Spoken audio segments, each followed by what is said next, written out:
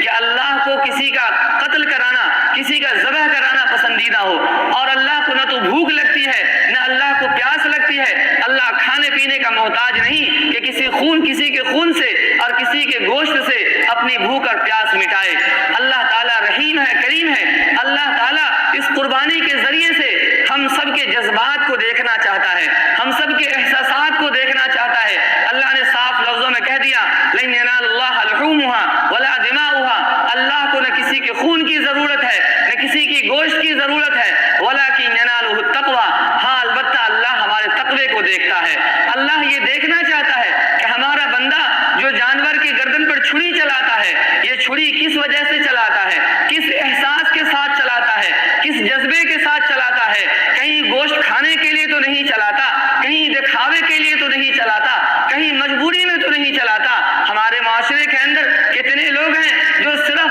اس لیے قربانی کرتے ہیں کہ اگر قربانی نہیں کریں گے تو بچوں کو کھانے کے لیے گوشت کہاں سے آئے گا، چلو بھائی ایک حصہ میرا بھی رکھ دو، بچوں کو کھانے کے لیے کچھ گوشت ہو جائے گا۔ کچھ لوگ دکھاوے کے لیے کہ فلاں صاحب اتنے بڑے دولت مند ہیں، اس لیے ایک جانور بھی کریں تو ایسا کریں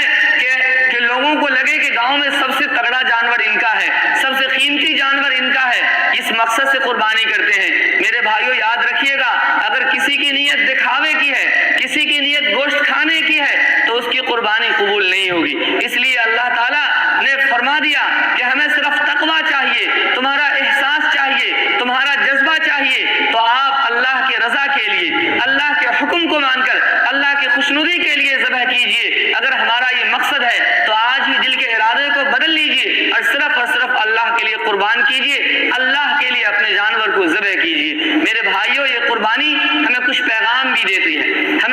یہ قربانی ہمیں یہ پیغام دیتی ہے کہ ہم اپنے جذبات کو، اپنے احساسات کو، باطل نظریات کو، باطل خیالات کو اللہ کے حکم کے سامنے قربان کر دیں گے۔ زندگی کے اندر آپ غور کریں گے تو مختلف مراحل میں، مختلف مواقع میں ہمارے زندگی میں ایسے مواقع آتے ہیں، ایسے حالات آتے ہیں جہاں پر ہمیں جان کی قربانی دینی پڑتی ہے، جہاں مال کی قربانی دینی پڑتی ہے، جہاں احساسات کی قربانی دینی پڑتی ہے، جہاں رشتہ داروں کی قربانی دینی پڑتی ہے، جہاں تعلقات کی قربانی دینی پڑتی ہے، جہاں پر ہمارے ارمانوں کی قربانی دینی پڑتی ہے۔ اگر ان جگہوں میں ہم ان چیزوں کی قربانی دے دیتے ہیں تو یقیناً حضرت ابراہیم علیہ السلام کی سنت پر عمل کرتے ہیں، لیکن اگر ہم ان چیزوں کو قربان نہیں کرتے تو یقیناً ہم حضرت ابراہیم علیہ السلام کے اسوہ پر اور ان کی سیرت پر عمل نہیں کرتے، بلکہ اپنے نفسانی خواہشات پر عمل کرتے ہیں۔ آپ غور کریں، حضرت ابراہیم علیہ السلام کا گھر میں آنکھیں کھولتے ہیں، اس گھر کے اندر بت کی پوجا ہوتی ہے،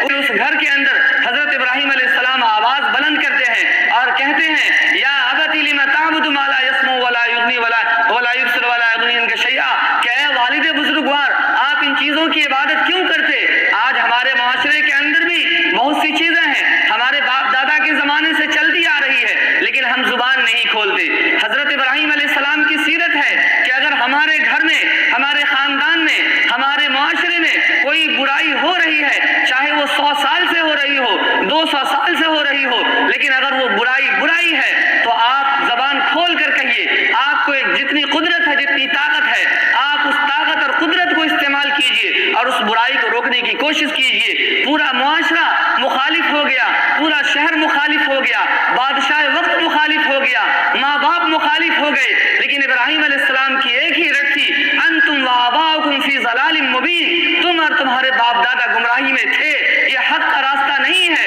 یہ شرک کا راستہ ہے، بت پرستی کا راستہ حق راستہ نہیں ہے، حق راستہ وہ ہے جو اللہ نے ہمیں دکھایا ہے، میرے راستے کی طرف آؤ۔ میرے بھائیوں، آپ تمام حضرات سے میں کہتا ہوں، اپنے سینے پر ہاتھ رکھیے اور بتائیے آپ کے گھر کے اندر جو برائی ہوتی ہے، کیا آپ اس کے لیے آواز بلند کرتے ہیں؟ کیا آپ میں ہمت ہے؟ کیا آپ میں جرأت ہے؟ کیا آپ اپنے گھر کی برائی کو بند کر دیں؟ آپ کے یہاں شادی ہوتی ہے، شادی کے اندر مروا ٹنگاتا ہے اور بے حیائی کے ساتھ، میں تو کہتا ہوں بے حیائی کے ساتھ اور بے شرمی کے ساتھ ایک گناہ کو عمل میں لانے کے لیے اعلان ہوتا ہے کہ صاحب مروا ٹانگنے کا وقت ہے، فلاں تاریخ کو مروا ہوگا، شادی کے کارڈ میں لکھا جاتا ہے کہ فلاں تاریخ کو مروا ہوگا،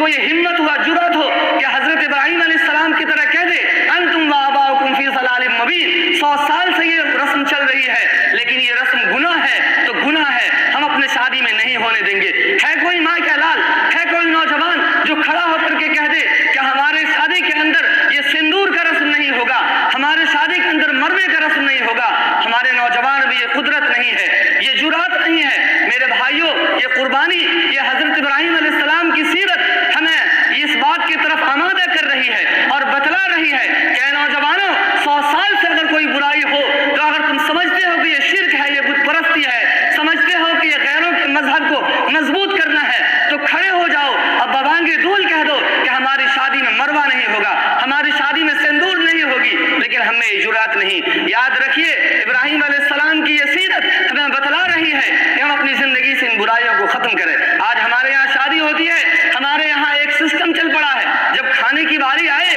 ولیمہ کرتے ہیں، ولیمہ سنت ہے، لیکن اس ولیمے کے کھانے میں کھڑے ہو کر کے کھاتے ہیں اور نبی صلی اللہ علیہ وسلم کی سنت کی دھجیاں اڑاتے ہیں۔ آپ صلی اللہ علیہ وسلم کی دائمی سنت ہے، آپ بیٹھ کر کھاتے تھے، زندگی میں کبھی بھی آپ صلی اللہ علیہ وسلم نے کھڑے ہو کر کے نہیں کھایا، لیکن آپ کی سنت کی دھجیاں اڑاتے ہیں۔ کب؟ جب ہم ولیمہ کرتے ہیں، آپ کی سنت کے نام پر ولیمہ کی جاتی ہے اور آپ کی سنت کی دھجیاں اڑاتے ہیں۔ کیا کوئی نوجوان ہے جو کھڑا ہو کر کہہ دے کہ میری شادی کے ولیمے میں کھڑے ہو کر کے کھانے کی اجازت نہیں ہے، چاہے میرا پیسہ زیادہ لگ جائے، ہم 10 آدمی کو ہی کھلائیں، 20 آدمی کو ہی کھلائیں، 500 1000 کو نہیں کھلائیں گے، ہم 100 کو ہی کھلائیں گے، لیکن ہم بیٹھ کر کے کھلائیں گے، ہم سنت کی مخالفت نہیں کریں گے، نبی کی سیرت کو تار تار نہیں کریں گے۔ ہے کوئی نوجوان جو کہہ دے؟ میرے بھائیوں، حضرت ابراہیم علیہ السلام کی یہ سیرت اور حضرت ابراہیم علیہ السلام کا یہ طریقہ ہمیں یہ بتلا رہا ہے کہ ہم جرأت مند ہو جائیں۔ ہم اگر ہمارے معاشرے میں، ہمارے گھر میں کوئی برائی ہو